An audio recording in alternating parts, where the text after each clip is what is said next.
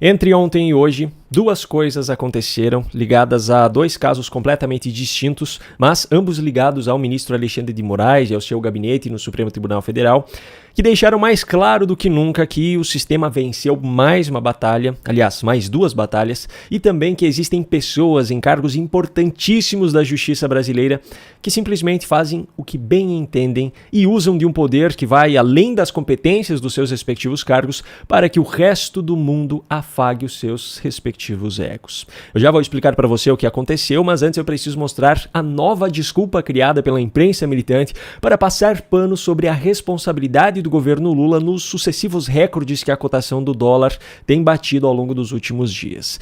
Para quem não está a par dos acontecimentos, eu vou resumir muito rapidamente. Na semana passada, o ministro Fernando Haddad apresentou o pacote de corte de gastos e no mesmo dia a proposta de isenção de imposto de renda para quem ganha até R$5 mil por mês. Tudo que foi apresentado pelo governo precisa ser aprovado pelo Congresso Nacional para que esses cortes sejam aplicados já em 2025. E a isenção do IR também precisa ser aprovada pelo Congresso, só que de qualquer forma só entrará em vigor a partir de janeiro de 2026.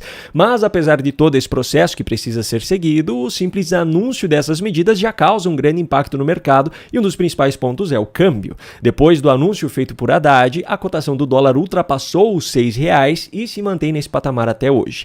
Diante desse cenário, a militância de esquerda precisou urgentemente criar narrativas para tentar tirar dos ombros de Lula e dos integrantes do seu governo a responsabilidade sobre essas consequências. Em meados de 2020 e 2021, em períodos em que o dólar apresentou algumas altas mais significativas, essas pessoas acusavam o então presidente da República e sua equipe econômica de serem os responsáveis pelo cenário naquele momento. Só que agora, obviamente, essa narrativa não poderia ser repetida, então eles precisavam inverter completamente os seus argumentos e passaram a responsabilizar o próprio mercado e o Banco Central pela atual situação do dólar.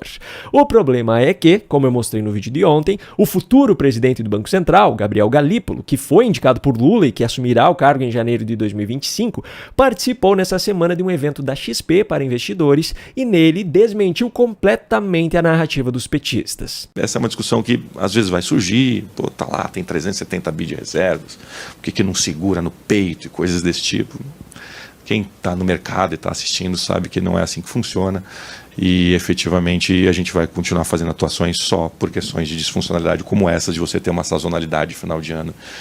O câmbio flutuante é um dos pilares da nossa matriz econômica essencial para que a gente possa passar por momentos como esse que a gente está vendo agora. A militância não perdeu tempo e já deu conta de criar outras narrativas completamente absurdas para substituir as que foram desmentidas. Na Globo News, hoje pela manhã, Miriam Leitão, a pseudo-jornalista das famosas manchetes "Entenda como isso é bom", colocou a culpa no presidente eleito dos Estados Unidos, Donald Trump, que nem assumiu o cargo ainda, e culpou também os especialistas do mercado, que, segundo ela, não entenderam ainda como são boas as medidas anunciadas pelo governo Lula. Tem uma outra dificuldade que foi o ruído criado, porque ao anunciar as medidas, como a gente explicou aqui, ao anunciar as medidas também anunciou-se uma benesse, mas que é do ano que vem, que é a isenção do imposto até R$5 mil, e isso deu esse tilt no mercado financeiro, que está olhando também a inflação subindo, que está olhando também, e outro ponto que está pesando no mercado financeiro, não tem nada a ver com a gente, é com o governo Trump, o governo que ainda não começou, mas tudo que ele faz nos Estados Unidos é ficar rosnando. E a última, quando eles rosnaram para nós, ele ameaçou o quê? Ameaçou uma tarifa de 100% se os BRICS aceitarem, resolverem fugir do dólar para outro tipo de acordo nas transações entre os países. Então, assim, isso impactou também. Mas o grande pessimismo vem exatamente dessa falta de compreensão de qual é o impacto das medidas fiscais, e o governo está fazendo esse esforço. Vamos explicar de novo, porque o ajuste é forte de fato. Ele tem muita mudança importante. Pois é, o famoso "entenda como isso é bom" agora chegou a um outro patamar.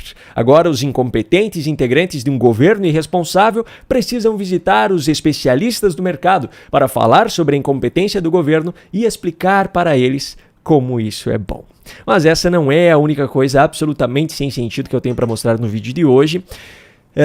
o que eu vou mostrar para seguir é ainda pior. Só que antes eu tenho um recado rápido justamente sobre o combate à militância política. Eu tenho certeza que você já está cansado de ouvir as narrativas absurdas que a militância de esquerda tenta empurrar diariamente. E eu imagino que você também enfrente situações no seu dia a dia em que você acaba debatendo sobre questões políticas com militantes que fazem parte do seu ambiente de trabalho, do seu grupo de amigos ou até mesmo familiares. Pois bem, eu criei um material em videoaulas para ajudar você a se tornar imbatível nesses debates. Você vai aprender 12 maneiras diferentes de derrubar os argumentos dessa militância. São 7 estratégias que já faziam parte do e-book, que talvez você já tenha até acessado, só que explicadas de maneira mais detalhada e aprofundada nesse curso, e ainda outras 5 estratégias inéditas. Além de todo esse material, você terá acesso ainda a alguns bônus, como um módulo que reúne diversos debates históricos na íntegra, como os debates presidenciais de 1989, passando por 94, 2002, 2010, 2014, 2018, 2022 e até mesmo o debate com os candidatos à Prefeitura de São Paulo, onde aquela cena da cadeirada aconteceu.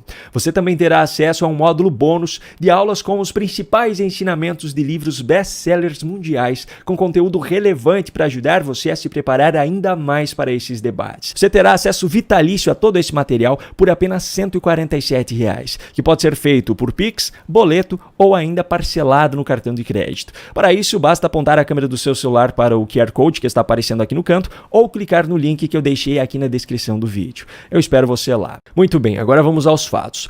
2 coisas que aconteceram entre ontem e hoje, relacionadas a 2 casos distintos, mas ambos têm a ver com o ministro Alexandre de Moraes, deixaram mais claro do que nunca que o sistema venceu mais 2 batalhas e que há pessoas em cargos importantíssimos na justiça brasileira que fazem uso de competências que vão além dos seus cargos para afagar os seus próprios egos. Primeiro caso, aquela famosa história do aeroporto de Roma, onde, de acordo com as acusações feitas por Moraes e seu filho, integrantes de uma família de brasileiros, os Mantovani, teriam agredido o filho de Moraes, teve nessa semana um desfecho. Só que esse desfecho foi muito diferente daquilo que o povo brasileiro esperava. O caso se estendeu por meses. Inicialmente, a Polícia Federal decidiu não indiciar a família acusada por não ter encontrado provas suficientes para isso. O delegado responsável pelo caso foi então substituído. Depois disso, milagrosamente, a PF mudou de ideia e decidiu indiciar os acusados. Só que um tempo depois, uma perícia independente feita sobre as imagens das câmeras do aeroporto, imagens que nunca foram divulgadas, por sinal, e das quais a defesa dos acusados não pode extrair cópia, essa perícia apontou que o filho de Alexandre de Moraes deu um tapa na nuca do acusado de agressão. No fim das contas, a agressão foi o contrário do que Moraes e seu filho disseram, e essa perícia apontou ainda que o relatório feito pela Polícia Federal tinha ocultado isso, porque tinha ocultado espaços de tempo significativos para entender o que realmente aconteceu nesse caso. Pois bem, na falta de qualquer outra alternativa para encerrar o caso, a defesa dos Mantovani decidiu encaminhar ao STF um pedido de retratação, ou seja, um pedido de desculpas da família por ter ofendido o ministro. O responsável pelo caso, o ministro Dias Toffoli, decidiu então declarar extinta a punibilidade dos acusados, ou seja, determinar que eles não podem mais ser punidos por essas acusações, e também arquivou o caso. Com isso, o caso foi encerrado, mas somente depois dos acusados terem se humilhado para pedir desculpas ao ministro. E no fim das contas, as imagens que mostrariam toda a verdade continuarão trancadas a 7 chaves dentro do Supremo Tribunal Federal. O povo brasileiro jamais saberá se Alexandre de Moraes e seu filho, Alexandre Barsi, falaram a verdade ou mentiram em suas acusações. Mas esse não foi o único caso que levou à obrigatoriedade de um acusado se humilhar para alcançar um desfecho.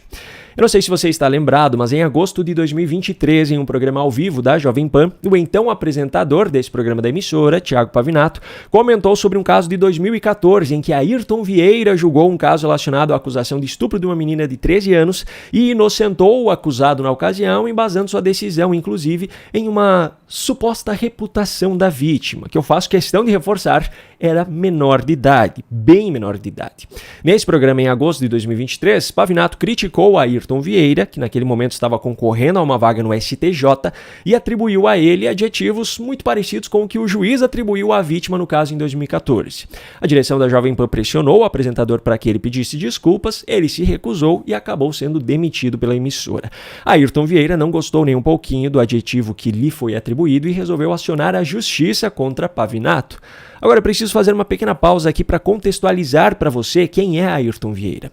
Lembra daquelas conversas vazadas entre integrantes dos gabinetes do ministro Alexandre de Moraes no STF e no TSE, onde foram expostas diversas ilegalidades cometidas por eles desde 2022? Pois é, em uma dessas conversas, inclusive, o juiz instrutor do gabinete de Alexandre de Moraes no STF pediu para que o integrante do TSE usasse a criatividade para encontrar provas contra a revista Oeste, para que o ministro pudesse censurá-la. O juiz instrutor do gabinete de Alexandre de Moraes é justamente Ayrton Vieira. Pois bem, na tarde dessa terça-feira, no programa em que apresenta ao vivo na revista Oeste, o Faroeste, a brasileira, Thiago Pavinato foi obrigado a ler um pedido de desculpas a Ayrton Vieira pelos comentários feitos em 2023. Eu,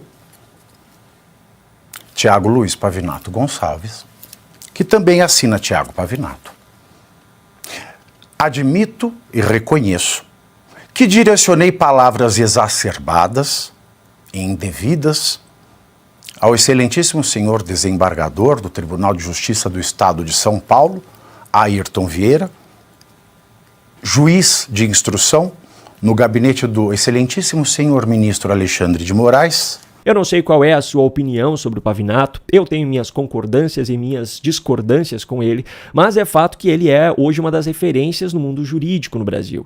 Ele tem doutorado na área do direito, enquanto Dias Toffoli, por exemplo, que é ministro do STF, não tem nenhuma pós-graduação ou especialização. Pavinato chamou Ayrton Vieira praticamente da mesma coisa que ele havia chamado uma menina de 13 anos em um julgamento há cerca de 10 anos. O problema é que na justiça brasileira de hoje não importa o que é feito ou o que é dito. O que importa é quem faz, quem diz ou a quem se diz. Ayrton Vieira é o juiz mais importante do gabinete do ministro Alexandre de Moraes no Supremo Tribunal Federal, ou seja, está do lado da maior autoridade desse país. Esse caso jamais chegaria ao fim sem que antes os poderosos não vissem a humilhação de Pavinato pedindo desculpas para que os seus egos fossem afagados. Esse é o Brasil de hoje. Um grande abraço e até a próxima.